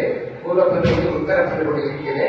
ಉತ್ತರ ಫಲ್ಗುಣಿ 1, 1, 1 ಹಸ್ತ ನಕ್ಷತ್ರ 4, 2, 4 ಚಿತ್ತ ನಕ್ಷತ್ರಕ್ಕೆ 7, 0, 2 ಸ್ವಾತಿ ನಕ್ಷತ್ರ 2, 1, 0 ವಿಶಾಖ ನಕ್ಷತ್ರಕ್ಕೆ 5, 2, 3 ಕಂದಾಯದ ಫಲ. ಅನುರಾಧ ನಕ್ಷತ್ರ 0, 0, 1 ಅನುರಾಧ ನಕ್ಷತ್ರದಲ್ಲಿ ವರ್ಷದ 6 ತಿಂಗಳು ಕೂಡ ಬಹಳ ಎಚ್ಚರಿಕೆಯಿಂದ ಇರಬೇಕಾದ ಅನುರಾಧ ನಕ್ಷತ್ರದವರು ನಾವು ಹೆಚ್ಚು ಧರ್ಮದಲ್ಲಿ ತೊಡಗಿಕೊಂಡರೆ ಯಾವ ಗ್ರಹಗಳ ಅಶುಭ ಫಲ ನಮಗೆ ಕಟ್ಟೋದಿಲ್ಲ. ಸ್ವಲ್ಪದಲ್ಲಿ ಹೀಗೆ ಬಂದು ಹೀಗೆ ಪಾಸ್ ಆಗಿಬಿಡುತ್ತೆ ಅಂತ ನಾವು ಹೇಳೋದಿಲ್ಲ. ಭಾರಿ ಆಘಾತ ಆಗೋದು ಸುಲಭದಲ್ಲಿ ತಪ್ಪಿ ಹೋಗುತ್ತೆ. ಅದಕ್ಕೆ ಕಾರಣ ನಾವು ನಮ್ಮನ್ನ ಧರ್ಮದಲ್ಲಿ ಭಗವಂತನಲ್ಲಿ ತೊಡಗಿಕೊಂಡರೆ ಈ ಅಪಾಯಗಳಿಂದ ನಾವು ಪರಿಹಾರ ಆಗಲಿಕ್ಕೆ ಸಾಧ್ಯತೆ ಉಂಟು. ಜ್ಯೇಷ್ಠ ನಕ್ಷತ್ರ 3, 1, 4 ಮೂಲ ನಕ್ಷತ್ರ 6, 2, 2 ಪೂರ್ವಾಷಾಢ 1-0-0, ಉತ್ತರಾಷಾಢ 4-1-3, ಶ್ರವಣ ನಕ್ಷತ್ರಕ್ಕೆ 7-2-1, ಧನಿಷ್ಠಾ ನಕ್ಷತ್ರ 2-0-4, ಶತಭಿಷ ನಕ್ಷತ್ರ 5-1-2, ಪೂರ್ವಾಭಾದ್ರ 0-2-0, 3 ಸೊನ್ನೆಗಳು ಬರಲಿಲ್ಲ, ಮಧ್ಯದಲ್ಲಿ 1-2 ಸಂಖ್ಯೆ ಬಂತು. ಹಾಗೆ ಉತ್ತರಾಭಾದ್ರ 3-0-3, ರೇವತಿ ನಕ್ಷತ್ರ 6-1-1. 3 ಸೊನ್ನೆಗಳು ಯಾವ ನಕ್ಷತ್ರದಲ್ಲಿಯೂ ಕೂಡ ತ್ರಿಶೂನ್ಯವನ್ನ ನಾವು ಕಾಣಲಿಲ್ಲ. ಹಾಗಾಗಿ ಅಶ್ವಿನಿ ಮೊದಲಾದ ನಕ್ಷತ್ರದ ಕಂದಾಯದ ಫಲವನ್ನು ನಾವು ತಿಳಿದಿದ್ದೇವೆ. ಅದರಂತೆ 12 ರಾಶಿಗಳಿದ್ದಾರೆ. ಆ ರಾಶಿಗಳ ಆಯವ್ಯಯವನ್ನು ಕೂಡ ನಾವು ತಿಳಿದಿದ್ದೇವೆ. ಈ 22 ನಕ್ಷತ್ರಗಳಲ್ಲಿ 12 ರಾಶಿಗಳನ್ನು ತಿಳಿಯಬೇಕು, ರಾಶಿಯ ಫಲವನ್ನು ತಿಳಿಯಬೇಕು. ಆ ರಾಷ್ಟ್ರಾಭಿಮಾನಿ ದೇವತೆಗಳು ಕೂಡ ನಮಗೆ ಅನುಗ್ರಹವನ್ನು ಮಾಡುತ್ತಾರೆ. ಎಷ್ಟು ಆಯ, ಎಷ್ಟು ವ್ಯಯ, ಯಾವ ಯಾವ ರಾಶಿಗಳು, ಯಾವ ಯಾವ ಇಡೀ ಸಂವತ್ಸರದಲ್ಲಿ ನಮಗೆ ಬರುವ ಲಾಭ ಎಷ್ಟು, ನಮಗಾಗುವ ನಷ್ಟ ಎಷ್ಟು ಅನ್ನೋದನ್ನ ರಾಶಿಯ ಫಲದಿಂದಾಗಿ ನಾವು ಅದನ್ನು ತಿಳ್ಕೊಳ್ಳಿಕ್ಕೆ ಸಾಧ್ಯತೆ ಉಂಟು. ಪ್ರಾರಂಭದಲ್ಲಿ ಮೇಷರಾಶಿ 14 ಆಯ 11 ವ್ಯಯ. ನಮಗೆ ಮೇಷರಾಶಿಯವರಿಗೆ ಈ ಸಂವತ್ಸರದಲ್ಲಿ ಆಯಕ್ಕಿಂತ ವ್ಯಯಕ್ಕಿಂತ ಆಯ ಜಾಸ್ತಿ. ಹಾಗೆ ಮೇಷ, ವೃಷಭ ರಾಶಿಯವರಿಗೆ ಆಯ 8, ವ್ಯಯ 5. ಹಾಗೆ ಮಿಥುನ ರಾಶಿ 14 ಆಯ 2 ವ್ಯಯ. ಮಿಥುನ ರಾಶಿಯವರಿಗೆ ಬಹಳಷ್ಟು ಲಾಭ ಇದೆ. ಲಾಭ ಅಂದ ಕೂಡಲೇ ನಾವು ಲೌಕಿಕದ ಲಾಭವನ್ನು ಅಪೇಕ್ಷೆ ಪಡೋದು ಬೇಡ. ನಮಗೆ ಎಲ್ಲದಕ್ಕಿಂತ ದೊಡ್ಡ ಲಾಭ ಆರೋಗ್ಯ ಲಾಭವೇ ದೊಡ್ಡ ಲಾಭ. ಆರೋಗ್ಯ ಹೊಂದಿದ್ರೆ ಬೇಕಾದಷ್ಟು ನಾವು ಅನುಭವಿಸಬಹುದು. ಆರೋಗ್ಯ ಭಾಗ್ಯಂತರೂ ಧರ್ಮ ಸಾಧನ ಅಂತ ಹೇಳ್ತಾರೆ. ಉತ್ತಮವಾದ ಧರ್ಮಕ್ಕೆ ಸಾಧನ ಅದು ಆರೋಗ್ಯ. ಆರೋಗ್ಯವೇ ಇಲ್ಲ ಅಂತಾದ್ರೆ ಕೋಟಿ ರೂಪಾಯಿ ಇದ್ರೂ ಕೂಡ ನಮಗೆ ಯಾರು ಮಾಡ್ಲಿಕ್ಕೆ ಆಗುವುದಿಲ್ಲ. ಹಾಗಾಗಿ ದೊಡ್ಡ ಲಾಭದ ಅಪೇಕ್ಷೆ ಪಡಬೇಕು ಅಂತಾರೆ, ಆರೋಗ್ಯದ ಲಾಭ ನಮಗೆ ಬೇಕು ಅಂತ. ಹಾಗಾಗಿ ಮಿಥುನ ರಾಶಿಯವರಿಗೆ ಲಾಭ 14 ಲಾಭ 2 ವ್ಯಯ. ಕಟಕ ರಾಶಿಯವರಿಗೆ 8 ಆಯ 14 ವ್ಯಯ. ಇದೊಂದು ಸ್ವಲ್ಪ ವ್ಯತ್ಯಾಸ ಆಯಿತು. ಸಿಂಹ ರಾಶಿಯವರಿಗೆ ಸಮಾನ 11 ಆಯ 11 ವ್ಯಯ ಇದೆ. ಕನ್ಯಾ ರಾಶಿಯವರಿಗೆ 14 ಆಯ 2 ವ್ಯಯ. ತುಲಾ ರಾಶಿಯವರಿಗೆ 8 ಆಯ 5 ವ್ಯಯ. ವೃಶ್ಚಿಕ ರಾಶಿಯವರಿಗೆ 14 ಆಯ 11 ವ್ಯಯ. ಧನುರ್ ರಾಶಿಯವರಿಗೆ 11 ಆಯ 2 ವ್ಯಯ. ಮಕರ ರಾಶಿಯವರಿಗೆ 5 ಆಯ 5 ವ್ಯಯ. ಕುಂಭ ರಾಶಿ ಅದು ಕೂಡ 5 ಆಯ ಮತ್ತು 5 ವ್ಯಯ. ಮೀನ ರಾಶಿಯವರಿಗೆ 11 ಆಯ 2 ವ್ಯಯ. ಹೀಗೆ ರಾಶಿಯ ಫಲವನ್ನು ಕೂಡ ನಾವು ತಿಳಿದಾಗ ನಮ್ಮ ಇಡೀ ಸಂವತ್ಸರ ಹೇಗೆ ನಡೆಸಬೇಕು ಅನ್ನೋದಕ್ಕೆ ಇವೆಲ್ಲ ಮಾರ್ಗದರ್ಶನಗಳಾಗ್ತವೆ. ಅದರಂತೆ ಇನ್ನೊಂದು ನಾವು ಅಂಶವನ್ನ ತಿಳಿಬೇಕಾದ್ದು, ಈ ಒಂದು ಸಂವತ್ಸರ 12 ರಾಶಿಯ ಫಲವನ್ನು ನಾವು ತಿಳಿದೆವು. ರಾಶಿಯ ಭವಿಷ್ಯ ಫಲ ಹೇಗಿರುತ್ತೆ, ತುಂಬಾ ವಿಸ್ತಾರ ಆಗುತ್ತೆ. ಅದನ್ನು ಸಂಕ್ಷೇಪ ಮಾಡಿ ನಾನು ಹೇಳಿಬಿಡುತ್ತೇನೆ. ಮೇಷರಾಶಿಯವರಿಗೆ 12ನೇ ಶನಿ 2 ಮತ್ತು 3ರಲ್ಲಿ ಸಂಚಾರವನ್ನು ಮಾಡುತ್ತಾ ಇರುತ್ತಾನೆ. ಗುರು ಹಾಗೂ 5ರಲ್ಲಿ ಸಂಚರಿಸಬೇಕಾಗಿರುತ್ತೆ ಕೇತು. ಹಾಗಾಗಿ ಸ್ವಲ್ಪ ಅನಿಷ್ಟದ ಫಲವೂ ಕೂಡ ಅಶ್ವಿನಿ ಮೇಷರಾಶಿಯವರಿಗೆ ಕಾಣುವ ಸಾಧ್ಯತೆ ಇದೆ. ಆದರೆ ಮಧ್ಯದಲ್ಲಿ ಆಯವ್ಯಯಗಳ ವ್ಯತ್ಯಾಸವೂ ಆಗ್ತಾ ಇರುತ್ತೆ. ಆದ್ದರಿಂದ ಅಕ್ಟೋಬರ್ ಮಾಸದ ಆರಂಭದಲ್ಲಿ ಸ್ವಲ್ಪ ಅನಾರೋಗ್ಯದ ಛಾಯೆ ಕಂಡು ಬಂದರು. ಮಾರ್ಚ್ ತಿಂಗಳಿನಲ್ಲಿ ಮಿಶ್ರ ಫಲವನ್ನ ಮೇಷರಾಶಿಯವರು ಅನುಭವಿಸುತ್ತಾರೆ.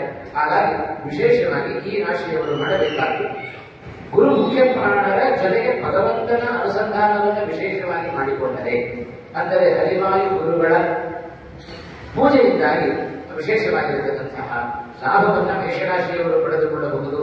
ವೃಷಭ ರಾಶಿಯವರಿಗೆ ಈ ವರ್ಷ ಉತ್ತಮವಾದ ದೈವಿಕವಾದ ಅನುಕೂಲ ಬಹಳಷ್ಟು ಇದೆ ಅಂತ ರಾಶಿಯ ಫಲ ಹೇಳ್ತಾ ಇದೆ.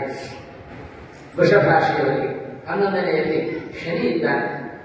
ಹಾಗಾಗಿ ವಿಶೇಷವಾಗಿ ಗುರು ಸಂಚಾರವನ್ನ ಆ ವೃಷಭ ರಾಶಿಯಲ್ಲಿ ಮಾಡುತ್ತಾ ಇರುವ ನಿಮಿತ್ತ ಅಪಘಾತಗಳ ಭಯ, ವಾಹನದ ನಿಮಿತ್ತ ಅಪಘಾತಗಳ ಭಯ ಸ್ವಲ್ಪ ಉಂಟಾಗುವ ಸಂಭಾವನೆ ಇದೆ. ಹಾಗಾಗಿ ಸ್ವಲ್ಪ ಎಚ್ಚರಿಕೆಯನ್ನ ವಹಿಸಬೇಕು. ತಾಪತ್ರಯಗಳು ಅದು ಸಹಜವಾಗಿ ಎಲ್ಲರಲ್ಲಿಯೂ ಕೂಡ ಇದ್ದೇ ಇರ್ತಾರೆ. ಅದರಲ್ಲಿಯೂ ವೃಷಭ ರಾಶಿಯವರಿಗೆ ದೈವಾನುಕೂಲದ ಜೊತೆಗೆ ತಾಪತ್ರಯಗಳ ಅಭಿವೃದ್ಧಿಯೂ ಇರುತ್ತೆ. ಅದನ್ನ ದೈವದ ಯೋಗದಿಂದ ಪರಿಹಾರ ಮಾಡಿಕೊಳ್ಳಲಿಕ್ಕೆ ಸಾಧ್ಯತೆ ಇದೆ. ಇವರು ಕೂಡ ವಿಶೇಷವಾಗಿ ಗಣಪತಿಯನ್ನ ಹಾಗೂ ಭಗವಂತನ ಗಣಪತಿ ಅಂತರ್ಗತನಾದ ವಿಶ್ವಂಭರ ರೂಪಿಯ ಆ ಆರಾಧನೆಯನ್ನ ಮಾಡಿದರೆ ಇವರು ತಮ್ಮ ಎಲ್ಲ ಅಶುಭ ಫಲವನ್ನ ಕಳೆದುಕೊಳ್ಳಿಕ್ಕೆ ಸಾಧ್ಯತೆ ಉಂಟು. ಇನ್ನು ಮಿಥುನ ರಾಶಿಯವರು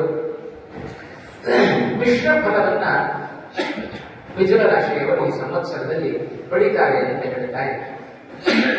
ಪ್ರಾರಂಭದಲ್ಲಿ ಮಿಶ್ರ ಫಲವನ್ನ ಪಡೆದುಕೊಂಡರೂ ಕೂಡ ಏಪ್ರಿಲ್ ತಿಂಗಳಿನಲ್ಲಿ ಉತ್ತಮವಾದ ಕಾರ್ಯದ ಸಿದ್ಧಿ, ಧನಧಾನ್ಯಗಳ ಸಿದ್ಧಿ, ಜೊತೆಗೆ ಉತ್ತಮವಾದ ಸ್ಥಾನಗಳ ಪ್ರಾಪ್ತಿ ಇವೆಲ್ಲವನ್ನು ಕೂಡ ಪಡೆಯುವ ಸಾಧ್ಯತೆ ಸದ್ಯದಲ್ಲಿಯೇ ಏಪ್ರಿಲ್ ತಿಂಗಳಿನಲ್ಲಿ ಮಿಥುನ ರಾಶಿಯವರಿಗೆ ಬರಲಿಕ್ಕೆ ಸಾಧ್ಯತೆ ಉಂಟು.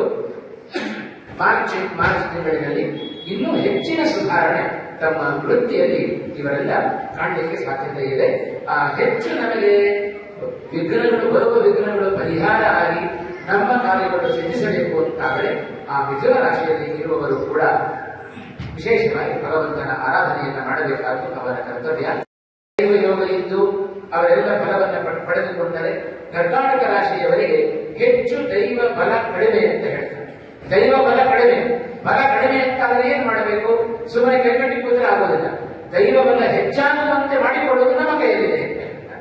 ಹಾಗಾಗಿ ದೈವ ಬಲ ಕಡಿಮೆ ಅಂತ ಇಲ್ಲಿ ರಾಶಿಯ ಫಲ ನಮಗೆ ಸೂಚನೆ ಮಾಡುತ್ತಾ ಇರುವ ಉದ್ದೇಶ ಆ ದೈವ ಬಲವನ್ನು ನೀವು ಸಂಪಾದನೆ ಮಾಡಿ. ಕೆಲವರೆಲ್ಲ ನಾವೆಲ್ಲ ಪುರೋಹಿತರು ಹೇಳೋದು ಗುರುಬಲ ಇಲ್ಲ, ಗುರುಬಲ ಸಂಪಾದನೆ ಮಾಡಿಕೊಳ್ಳಿ. ಏನ್ ಮಾಡಬೇಕು? ಗುರುಬಲ ಬರಬೇಕು ಅಂತಾದ್ರೆ ಹೆಚ್ಚೆಚ್ಚು ಗಾಯತ್ರಿ ಜಪವನ್ನು ಮಾಡಬೇಕು, ದಾನ ಧರ್ಮಗಳನ್ನು ಮಾಡಬೇಕು. ಆಗ ಇಲ್ಲದ ದೈವ ಬಲ ಗುರುಬಲ ಅದು ನಮಗೆ ಪ್ರಾಪ್ತಿಯಾಗುತ್ತೆ. ಹಾಗಾಗಿ ಕರ್ನಾಟಕ ರಾಶಿಯವರು ಕೂಡ ಈ ಒಂದು ಸಂವತ್ಸರದಲ್ಲಿ ಹೆಚ್ಚು ಧರ್ಮ ಮಾರ್ಗದಲ್ಲಿ ನಡಿಬೇಕು ಅಂತ ಹೇಳ್ತಾ ಇದ್ದಾರೆ. ಕಾರ್ಯದ ಸಿದ್ಧಿ ಜೊತೆಗೆ ಧನದ ಅಭಿವೃದ್ಧಿ ಇವೆಲ್ಲ ಸೆಪ್ಟೆಂಬರ್ ಮಾಸದಲ್ಲಿ ಕರ್ನಾಟಕ ರಾಶಿಯವರು ಹೆಚ್ಚು ಅದನ್ನ ಅನುಭವಿಸಲಿಕ್ಕೆ ಸಾಧ್ಯತೆ ಉಂಟು. ಈ ವರ್ಷ ಈಗಷ್ಟೇ ರಾಶಿಯ ಆಯವ್ಯಯವನ್ನು ಸಿಂಹರಾಶಿಯಲ್ಲಿ ನಾವು ಕೇಳಿದ್ದೇವೆ. ಸಿಂಹರಾಶಿಯವರಿಗೆ ಈ ಒಂದು ವಿಶ್ವಾವಸುನಾಮ ಸಂವತ್ಸರ ವಿಶೇಷವಾದ ಫಲ. 11 ಆಯ 11 ವ್ಯಯದಲ್ಲಿ ಸಿಂಹರಾಶಿಯವರು ಇದ್ದಾರೆ. ರಾಶಿಯ ಫಲವೂ ಕೂಡ ಉತ್ತಮವಾದ ಫಲವನ್ನೇ ನೀಡುತ್ತಾ ಇದೆ. ದೈವಾನುಗ್ರಹ ಬಹಳಷ್ಟು ಸಿಂಹರಾಶಿಯವರಿಗಿದೆ. ಗುರು ಏಕಾದಶದಲ್ಲಿ ತಾನು ಸಂಚಾರವನ್ನು ಮಾಡುತ್ತಾ ಸಿಂಹರಾಶಿಯವರಿಗೆ ವಿಶೇಷವಾದ ಅನುಗ್ರಹವನ್ನು ಮಾಡುತ್ತಾ ಇದ್ದಾನೆ. ವರ್ಷದ ಪ್ರಾರಂಭದಲ್ಲಿ, ಮಧ್ಯದಲ್ಲಿ, ಕೊನೆಯಲ್ಲಿ 3 ಹಂತದಲ್ಲಿಯೂ ಕೂಡ ಸಿಂಹರಾಶಿಯವರಿಗೆ ವಿಶೇಷವಾದ ಫಲವನ್ನ ನಾವು ಕಾಣ್ತಾ ಇದ್ದೇವೆ. ಆದರೂ ಮಧ್ಯದಲ್ಲಿ ಜುಲೈ ತಿಂಗಳಿನಲ್ಲಿ ಸ್ವಲ್ಪ ಅನಾರೋಗ್ಯ, ಪ್ರಯಾಣದ ಆಯಾಸ ಕಂಡುಬರಬಹುದು, ಅಥವಾ ಅಪಘಾತ ಅಥವಾ ಅಗ್ನಿಯ ಭಯ ಎಲ್ಲರಿಗೂ ದೊರಕತೆ ಅಂತಿಲ್ಲ. ಅಂತೂ ಸಿಂಹರಾಶಿಯವರಿಗೆ ಈ ಫಲಗಳು ಲಭಿಸುವ ಸಂಭವ ಇದೆ. ಹಾಗಾಗಿ ಉಷ್ಣ ಸಂಬಂಧಿಯಾದ ಅನಾರೋಗ್ಯಗಳು ಕೂಡ ಆ ಸಿಂಹರಾಶಿಯವರಿಗೆ ಬರುವ ಪ್ರಸಂಗಗಳು ಉಂಟಾದ್ದರಿಂದ ಹೆಚ್ಚು ಆ ದೈವಾನುಗ್ರಹ ಇರೋದರಿಂದ ಇವೆಲ್ಲ ಸುಲಭವಾಗಿ ಪರಿಹಾರವನ್ನು ಮಾಡಿಕೊಳ್ಳಲಿಕ್ಕೆ ಸಾಧ್ಯತೆ ಉಂಟು. ಕನ್ಯಾ ರಾಶಿಯವರಿಗೆ 9ನೇ ಸ್ಥಾನದಲ್ಲಿ ಗುರು ಇದ್ದು ಅತ್ಯಂತ ಶುಭವನ್ನು ಉಂಟು ಮಾಡುತ್ತಾನೆ. ಹಾಗಾಗಿ ಅನೇಕ ಕಾರ್ಯಗಳಲ್ಲಿ ತೊಡಗಿದಾಗ ಅಡ್ಡಿ ಆತಂಕಗಳು ಬರಬಹುದು. ಆ ಅಡ್ಡಿ ಆತಂಕಗಳನ್ನು ಸುಲಭವಾಗಿ ದೈವಾನುಗ್ರಹದಿಂದ ಪಡೆದು ಅದನ್ನು ಪರಿಹಾರ ಮಾಡಿಕೊಳ್ಳಲಿಕ್ಕೆ ಸಾಧ್ಯತೆ ಉಂಟು. ನವೆಂಬರ್ ಮಾಸದಲ್ಲಿ ಸ್ವಲ್ಪ ಎಚ್ಚರಿಕೆಯಿಂದ ಕನ್ಯಾ ರಾಶಿಯವರು ಇರಬೇಕಾದ್ದು ಅವರ ಕರ್ತವ್ಯ ಆಗುತ್ತೆ. ಯಾಕೆಂದರೆ ಅನೇಕ ಅಶುಭ ಫಲಗಳನ್ನೆಲ್ಲ ಆ ನವೆಂಬರ್ ಮತ್ತು ಡಿಸೆಂಬರ್ ಮಾಸದಲ್ಲಿ ಆ ಸೂಚನೆಯನ್ನ ಮಾಡಿದ್ದಾರೆ. ಅದರಂತೆ ತುಲಾ ರಾಶಿಯವರಿಗೆ 8ನೇ ಸ್ಥಾನದಲ್ಲಿ ಗುರು ಇದ್ದಾನಾದ್ದರಿಂದ ಮಿಶ್ರ ಫಲ, ಕೆಲವೊಮ್ಮೆ ಶುಭವೂ ಆಗಬಹುದು, ಅಶುಭವೂ ಆಗಬಹುದು. ಆದರೆ 9 ಮತ್ತು 10ನೇ ಸ್ಥಾನದಲ್ಲಿ ಗುರು ಇರೋದರಿಂದ ಶುಭ ಫಲವನ್ನ ಆ ರಾಶಿಯವರಿಗೆ ಒಂದು ವಿಶ್ವಾವಸುನಾಮ ಸಂವತ್ಸರದಲ್ಲಿ.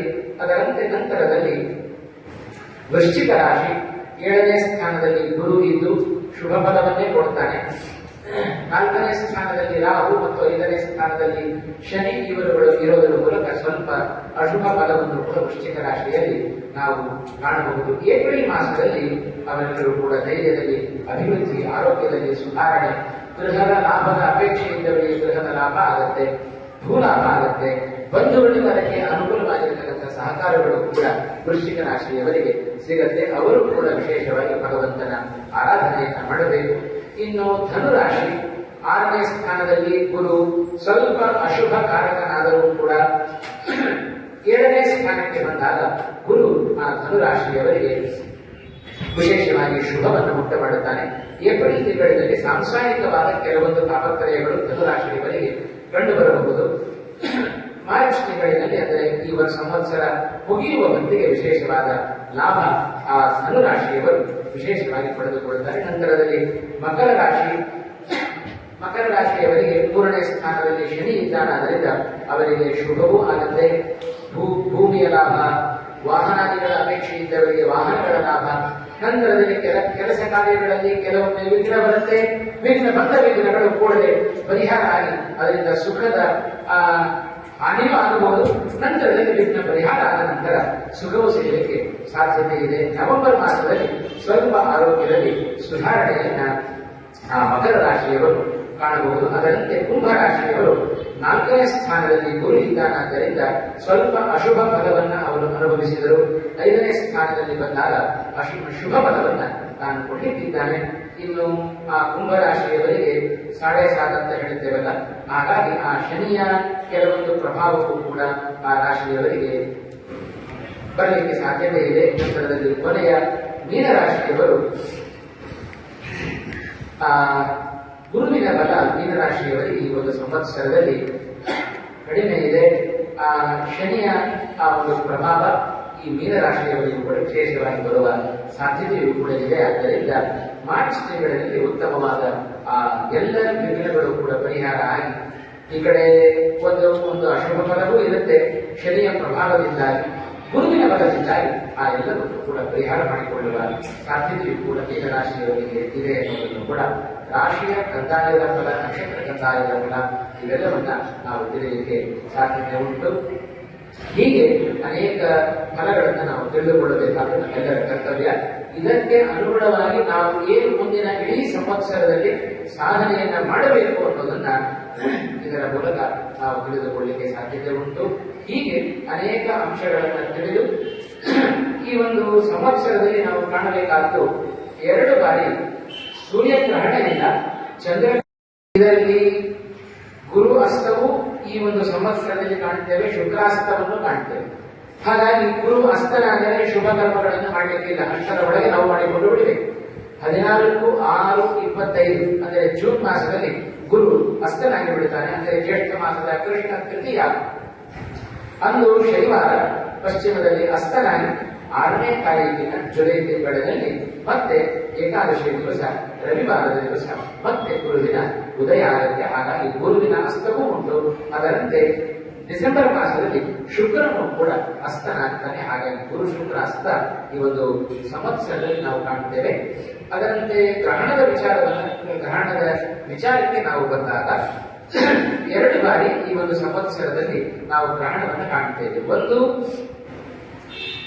9ನೇ ತಿಂಗಳು ಅಂದ್ರೆ ಸೆಪ್ಟೆಂಬರ್ ಮಾಸದಲ್ಲಿ, ಆಗ ರಾತ್ರಿ 9:59ಕ್ಕೆ ಗ್ರಹಣ. ಈಗ ಹೇಳಿದ್ರೆ ಮರೆತು ಹೋಗುತ್ತೆ. ಆ ಗ್ರಹಣದ ಸಂದರ್ಭ ಬಂದಾಗ ನಮಗೆಲ್ಲ ಸೂಚನೆಗಳು ಸಿಗ್ತಾ ಇರುತ್ತವೆ. ಬೆಳಗ್ಗೆ ರಾತ್ರಿ 10 ಗಂಟೆಯಿಂದ 3:30 ಗಂಟೆ, 10ರಿಂದ 11, 12, 1:30 ತನಕ ಗ್ರಹಣದ 3:30 ಗಂಟೆ ಆಗ ಗ್ರಹಣದ ಸಮಯ. ಹೆಚ್ಚು ಸಾಧನೆಗೆ ನಮಗೆ ಅವಕಾಶ ಸಿಗುತ್ತೆ. ಇನ್ನು 2ನೇ ಚಂದ್ರಗ್ರಹಣ ಮಾರ್ಚ್ ತಿಂಗಳಲ್ಲಿ ಬರುತ್ತೆ. ಕಡೆಯ ಹುಣ್ಣಿಮೆ, ಈ ಒಂದು ವಿಶ್ವಾವಸು ಸಂವತ್ಸರದ ಕಡೆಯ ಹುಣ್ಣಿಮೆ. ಆಗ ಕೇವಲ 13 ನಿಮಿಷ ಮಾತ್ರ ನಮಗೆ ಗ್ರಹಣ. 2 ಚಂದ್ರಗ್ರಹಣವೇ ನಮಗೆ ಈ ಒಂದು ಸಂವತ್ಸರದಲ್ಲಿ ಲಭ್ಯ ಆಗಿದೆ. ಹಾಗಾಗಿ ಆ ಗ್ರಹಣದ ವಿಚಾರವನ್ನು ಕೂಡ ತಿಳಿದುಕೊಳ್ಳಬೇಕಾದ್ದು ಅವಶ್ಯ ಕರ್ತವ್ಯ. ಹೀಗೆ ಅನೇಕ ಅಂಶಗಳನ್ನ ನಾವು ತಿಳಿದು ಇಂದಿನ ಪಂಚಾಂಗವನ್ನ ನಾವು ಶ್ರವಣ ಮಾಡೋಣ ಅಂತ ಹೇಳ್ತಾ, ವಿಶೇಷವಾಗಿ ನಕ್ಷತ್ರ 30 ಗಳಿಗೆ 32 ವಿಗಳಿಗೆ, ಐಂದ್ರ ಯೋಗ 34 ಗಳಿಗೆ 1 ವಿಗಳಿಗೆ, ಭವನಾಮಕರಣ 20 ಗಳಿಗೆ 32 ವಿಗಳಿಗೆ. ಇದು ಇವತ್ತಿನ ಪಂಚಾಂಗ. ಅದರಂತೆ ನಾಳೆಯ ಪಂಚಾಂಗವನ್ನು ಕೂಡ ತಿಳಿಯಬೇಕಾದ್ದು. ಅದರಂತೆ ವಿಶ್ವಾವಸುನಾಮ ಸಂವತ್ಸರ, ಉತ್ತರಾಯಣ, ಚೈತ್ರ ಮಾಸ, ವಸಂತ ಋತು, ಚೈತ್ರ ಮಾಸ, ಶುಕ್ಲ ಪಕ್ಷದಲ್ಲಿ ನಾಳೆಯ ದಿವಸ ದ್ವಿತೀಯಾತಿಥಿ, ಚಂದ್ರವಾರ ದ್ವಿತೀಯಾತಿಥಿ 14 ಗಳಿಗೆ 32 ವಿಗಳಿಗೆ, ಅಶ್ವಿನಿ ನಕ್ಷತ್ರ 26 ಗಳಿಗೆ 23 ವಿಗಳಿಗೆ, ವೈದ್ಯತಿ ಯೋಗ ನಾಳೆಯ ದಿವಸ 26 ಗಳಿಗೆ 16 ವಿಗಳಿಗೆ, ಕೌಲ ಕರಣ 14 ಗಳಿಗೆ 33 ವಿಗಳಿಗೆ. ಇವತ್ತಿನ ದಿವಸ ಸಂವತ್ಸರದ ಆರಂಭ ಇವತ್ತು ಆಚರಣೆ ಮಾಡಬೇಕಾದ್ದು ಅಭ್ಯಂಗ ಸ್ನಾನವನ್ನು ಮಾಡಬೇಕು, ನಿಬಂಧದ ಭಕ್ಷಣವನ್ನು ನಾವು ಮಾಡಬೇಕು. ಅದರ ಜೊತೆಗೆ ಪಂಚಾಂಗವನ್ನ ಪೂಜೆ ಮಾಡಿ ಪಂಚಾಂಗವನ್ನ ಶ್ರವಣವನ್ನು ಕೂಡ ಇವತ್ತಿನ ದಿವಸ ವಿಶೇಷವಾಗಿ ಆಚರಣೆ ಮಾಡಬೇಕು. ಇವತ್ತಿನಿಂದಲೇ ರಾಮ ನವಮಿಯ ಉತ್ಸವವೂ ಕೂಡ ಇವತ್ತಿನಿಂದಲೇ ಪ್ರಾರಂಭ ಆಗ್ತಾರೆ. ಈ ಒಂದು ಕಲ್ಪದ ಆದಿ ಅನೇಕರು ಹೊಸ ವರ್ಷದ ಆಚರಣೆ ಅಂತ ಜನವರಿ ಮಾಸದಲ್ಲಿ ಆಚರಣೆ ಮಾಡೋದುಂಟು. ನಮ್ಮ ಈ ಒಂದು ಹೊಸ ಸಂವತ್ಸರ ಅದು ಇವತ್ತಿನಿಂದ ಪ್ರಾರಂಭ ಆಗುತ್ತೆ. ಆದ್ದರಿಂದ ಶ್ವೇತ ವರಾಹ ಕಲ್ಪ ಆದಿ ಪ್ರಾರಂಭ ಆದ ದಿವಸ ಆದ್ದರಿಂದ ಇದನ್ನು ನಾವು ಯುಗಾದಿ ಅಂತ ಆಚರಣೆ ಮಾಡ್ತಾ ಇದ್ದೇವೆ. ಧ್ವಜಾರೋಹಣವನ್ನು ಮಾಡಬೇಕು. ಚಂದ್ರ ದರ್ಶನವೂ ಕೂಡ ಇವತ್ತೇ ಬಂದಿದೆ ಅಂತ. ಹಾಗಾಗಿ ಶುಕ್ಲ ಪಕ್ಷದ ಪ್ರಥಮ ತಿಥಿ ಅದು ಚಂದ್ರ ದರ್ಶನ, ಚಂದ್ರ ಅಭಿವೃದ್ಧಿಯಾಗುವ ದಿವಸ ಇದು. ಹಾಗಾಗಿ ಚಂದ್ರ ದರ್ಶನವನ್ನು ಹೋಗುವಾಗ ಎಲ್ಲರೂ ಚಂದ್ರ ದರ್ಶನ ಮಾಡಿಕೊಂಡು ಹೋಗೋಣ. ಗಣೇಶ ಚತುರ್ಥಿ ಚಂದ್ರ ದರ್ಶನ ಮಾಡಿದರೆ ದೋಷ, ಇವತ್ತು ಚಂದ್ರ ದರ್ಶನ ಮಾಡದಿದ್ದರೆ ದೋಷ. ಹಾಗಾಗಿ ವಿಶೇಷವಾಗಿ ಇವತ್ತಿನ ದಿವಸ ಚಂದ್ರ ದರ್ಶನವನ್ನು ಮಾಡಿಕೊಂಡು ಹೋಗುವ ಆ ಒಂದು ಪರಿಪಾಠಕ್ಕೆ ಕೂಡ ನಮ್ಮಲ್ಲಿ ಬರಬೇಕು ಎನ್ನುವುದರ ಹಿನ್ನೆಲೆಯಲ್ಲಿ ಪಂಚಾಂಗ ಶ್ರವಣವನ್ನ ನಾವು ಇವತ್ತಿನ ದಿವಸ ಮಾಡಿದ್ದೇವೆ. ಈ ಒಂದು ವಿಶ್ವಾವಸು ಸಂವತ್ಸರ ಪುನೊಮ್ಮೆ ನಾನು ಹೇಳಿದ್ದೇನೆ, ಎಲ್ಲರೂ ಕೂಡ ಸ್ಮರಣೆ ಮಾಡಿಕೊಳ್ಳ್ರಿ. ಸಮ್ರಾಟ್ ಉಷ್ಣಕರಸ್ಥ ಏವ ಶಚಿವಃ ಸೇನಾಧಿಪೋ ಭಾಸ್ಕರ ಮೇಘಾರ್ಥಾಧಿಪತಿಶ್ಚ ಚಂಡಕಿರಣೋ ಧಾನ್ಯಾಧಿಪೋ ಭೂಮಿಯಃ ಸಸ್ಯೇಷಸ್ತು ಬುಧಸ್ಥಿತೋ ರಸವತಿ ವಿಜ್ಞೀರಶೇಷೇಸ್ತಥಾ ಶಾಖೆ ಛಂದಯುಗಂ ಕವೌ ಸುಗಣಿತಾ ವಿಶ್ವಾವಸು ವತ್ಸರೇ.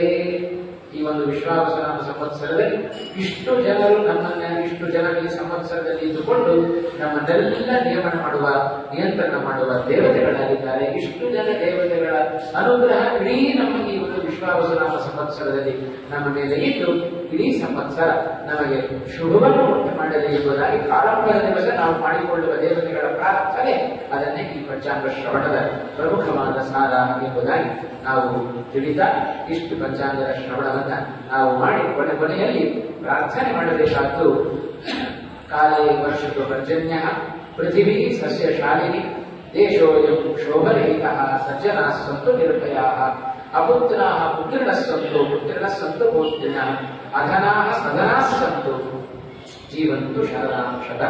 ಎಲ್ಲರಿಗೂ ದೀರ್ಘವಾದ ಆಯುಷ್ಯ, ಕಾಲಕಾಲಕ್ಕೆ ಮಳೆ ಬೆಳೆ ಸಸ್ಯ ಸಂಪತ್ತು ಧನಧಾನ್ಯಗಳ ಸಂಪತ್ತು ಈ ಒಂದು ವಿಶ್ವಾವಸು ಸಂವತ್ಸರದಲ್ಲಿ ಎಲ್ಲರಿಗೂ ಲಭ್ಯ ಆಗಲಿ.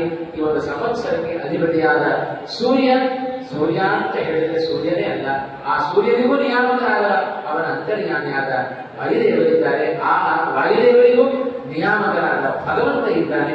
ಆ ಹರಿವಾಯುಗಳ ಅನುಗ್ರಹ ಇಲ್ಲಿ ನೆರೆದ ಎಲ್ಲರಿಗೂ ಕೂಡ ಉಂಟಾಗಲಿ ಎಂಬುದಾಗಿ ಪಂಚಾಂಗ ಶ್ರವಣದ ನಿಮಿತ್ತ ಈ ಒಂದು ಶುಭ ದಿವಸದಲ್ಲಿ ವಿಶೇಷವಾಗಿ ಭಗವಂತನಲ್ಲಿ ನಾವೆಲ್ಲರೂ ಕೂಡ ಪ್ರಾರ್ಥನೆಯನ್ನ ಮಾಡೋಣ. ಈ ಒಂದು ಪಂಚಾಂಗ ಶ್ರವಣ ಇವತ್ತು ಒಂದು ದಿವಸಕ್ಕೆ ಮಾತ್ರ ಸೀಮಿತ ಆಗುವುದಲ್ಲ, ಪ್ರತಿನಿತ್ಯ ಬೆಳಗ್ಗೆ ನಾವು ಪಂಚಾಂಗವನ್ನ ಶ್ರವಣ ಮಾಡಬೇಕು. ಪಂಚಾಂಗ ನಮ್ಮ ಮನೆಯಲ್ಲಿದ್ದೇ ಇರುತ್ತಾರೆ. ಇವತ್ತಿನ ತಿಥಿ ಕಾಲ ನಕ್ಷತ್ರ ಕರ್ಣ ಯೋಗ ಏನು ಅಂತ ತಿಳಿದು ನಾವು ಸ್ನಾನಕ್ಕೆ ಮುಂಚೆಯೇ ಇಷ್ಟನ್ನ ತಿಳಿಬೇಕು. ಸ್ನಾನದಲ್ಲಿಯೂ ಸಂಕಲ್ಪ ಉಂಟು ನಮಗೆ. ಹಾಗಾಗಿ ಸ್ನಾನದಲ್ಲೇ ಸಂಕಲ್ಪ ಸಂಧ್ಯಾ